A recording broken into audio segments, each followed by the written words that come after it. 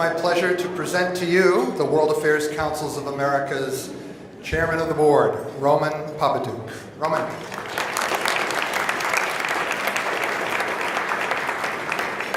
Thank you very much, Bill. I hope everyone's having an enjoyable evening. I know I am. I think that was a great presentation by our panelists. I want to thank them once again for taking the time to come and to be with us.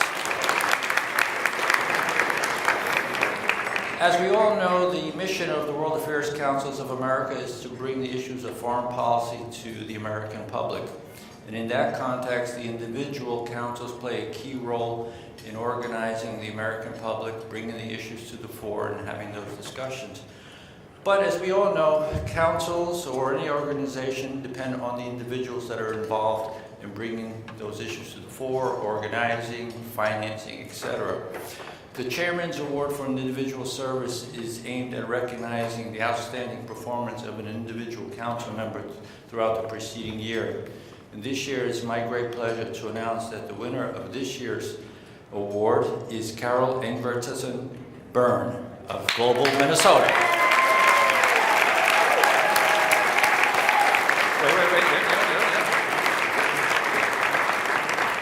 I'm going to talk for another half hour here.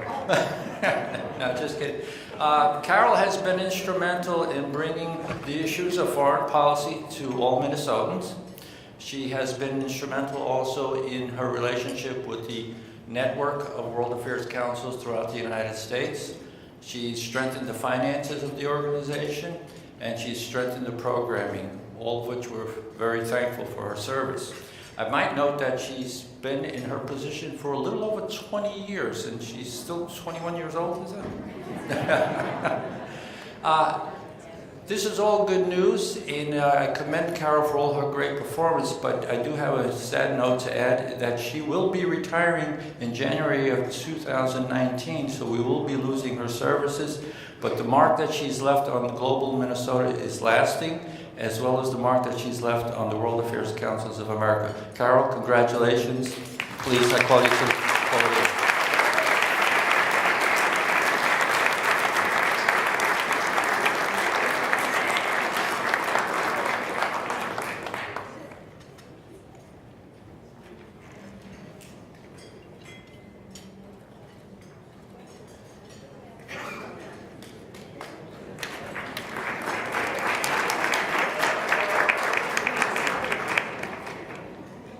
Well, good evening, everyone, and thank you so much for this wonderful award. It's really a privilege to work with all of you. And I think what I want to do in the next couple of minutes is I want to cheer you up, because all the work that we do is something that is so important every day. So just a little bit. For over 65 years, Global Minnesota has been a leader in global engagement in Minnesota. And our grassroots mission has always been to participate in the international sphere and expand the borders of a global mindset. And this is what we do every day. We're all about expanding the global mindset of our community. So I'm going to start by just sharing with you a quote.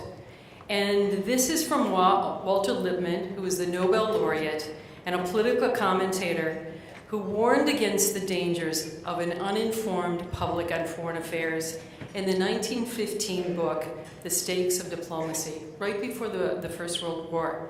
He said, "In this darkness," he wrote, "the world is rigged, and all manner of cruelty and selfishness flourishes." He urged that citizens be made aware that foreign policy matters in our daily lives, and that while such an effort cannot be a quick panacea, it should be a compass by which democracies can steer their course. So I think that we certainly have realized that our work is cut out for us, and some years are a little bit more perilous than others. And in today's world, we are facing a lot of polarization, and the pendulum has swung from the embrace of global cooperation to isolationism.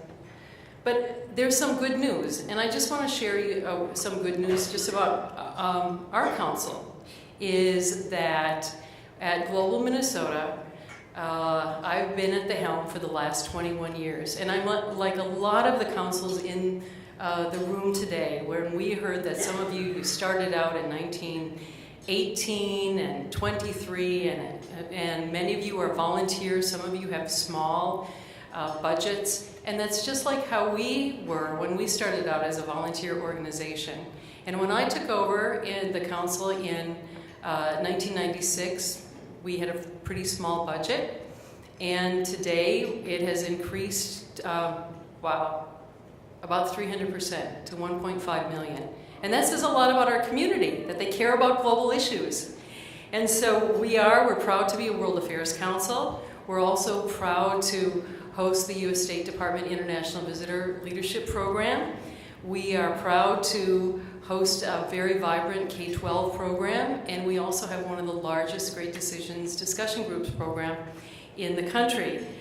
We had another great chapter this last year where we hosted 573 activities covering 130 countries, and we engaged more than 21,000 people. So people that come to our programs, just like they come to your programs, they care about the world. So let's just not get so depressed.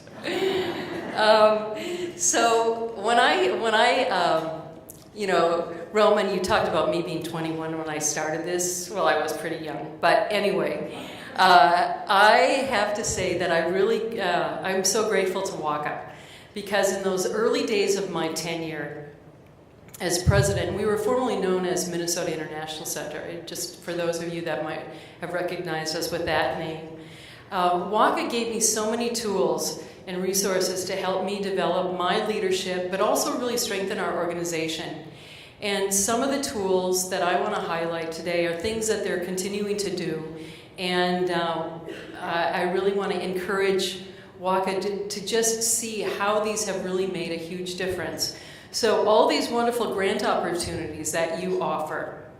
And today we heard from the Smithsonian, and we heard from the Goethe Institute. Keep those up, because those really meant such a difference in our community, where we were able to bring in top-level speakers for either very little money or we even got money for them. I also really want to tell you just what the WACA Leadership Missions did for me.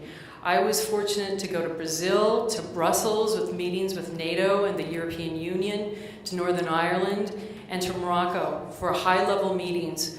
But also one of the things that I really loved about going on these delegations was I was able to travel with my WACA peers and to build enduring bonds and friendship and cooperation. And I think that we would all agree that there is so much wisdom in this network, and there's so much passion and innovation. And so that really helped me to grow as well. Also, in the early years, and WACA, I really want to, encourage you to think about these WACA operations papers again, because they were written on a pretty regular basis. They were on programs, fundraising, technology topics, and they ranged anywhere from membership retention to cost-saving measures to introducing WorldQuest and how to play that. And even though some of these operation papers are fairly old, I think many of them are still really relevant, and so I'd encourage you to put those on the website again, because they really helped us as an organization. So I think Global Minnesota would be very different if we hadn't been taking advantage of all the wonderful resources of WACA these last 21 years. So I really want to thank you for that. So here I am, ready to step down. And Roman, I am not retiring. I am refiring, rehiring, rewiring. Once you have a passion and a mission, you will always have it. So just know I might be looking for another job down the road, if any of you know that. So as I prepare to step down, I thought I would just, I'm really proud that I'm leaving a very stable and strong organization, but I just want to share a few insights with you. First of all, take yourself seriously and create a diversified funding base. And we all talked about that today, but I knew how to do it, and I'm going to be at the conference for the next few days, so I'm not going to go into it now, but we can certainly talk about that. Also, earlier today, we talked about being relevant, taking risks, and that will raise revenue. And my advice is do take risks and be courageous in your programming. Our role as World Affairs Councils is to connect, engage, and inform our communities about global issues. We may be nonpartisan, but we are catalysts for education and change. And so at Global Minnesota, we've been very proud to do a lot, host a lot of programs, bringing in high-level speakers, from ambassadors to world leaders to Nobel Peace Prize laureates, etc. But also, we have taken on, we've tackled a lot of very difficult issues. And that's, I think, where we want to be relevant in our communities. So some of those difficult issues that we have tackled have been human trafficking. We have done a whole series on the role of religion in world affairs. This Friday, I'm going back early because we've got a day-long conference on the role of media in foreign policy. And also, for those of you that don't know Minnesota, we have the largest Somali community in the country. And so we did a wonderful program at the request of one of our board members with Minneapolis Public Schools to do a program on Somali values and culture. And this was to teachers in Minneapolis Public Schools. And I think probably a lot of you were up very late last night just listening to the election results. And, we're nonpartisan, but we were pretty happy about what happened in Minnesota. And we are going to be sending the first Somali American Congresswoman to Washington.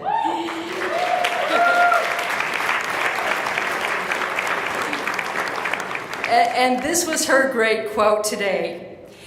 Here in Minnesota, we don't only welcome immigrants, we send them to Washington.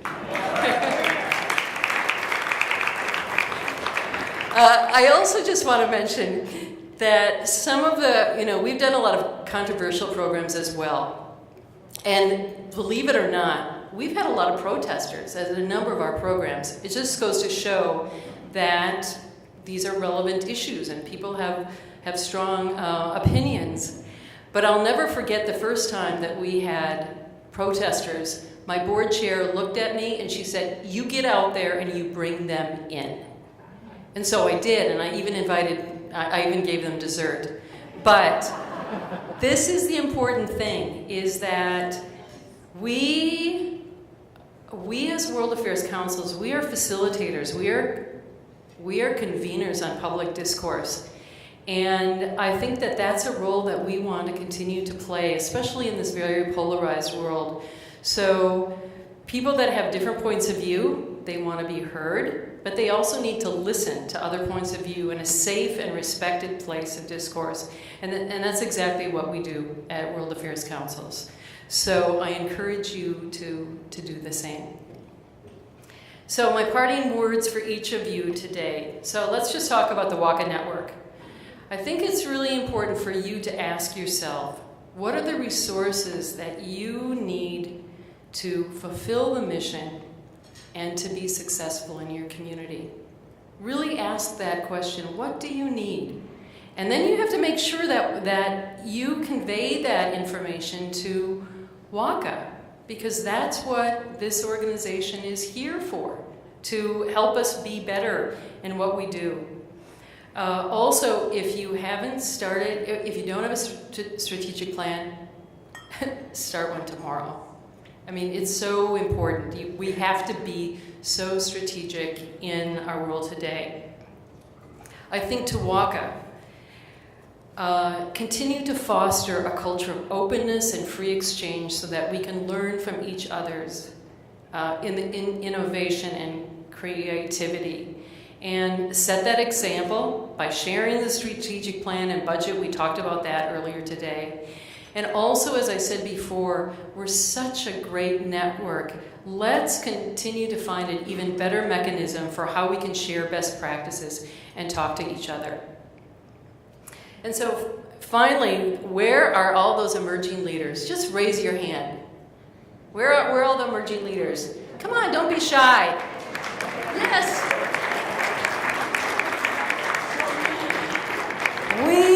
We need you. We depend on you. So please, just continue to work with us because you are the future.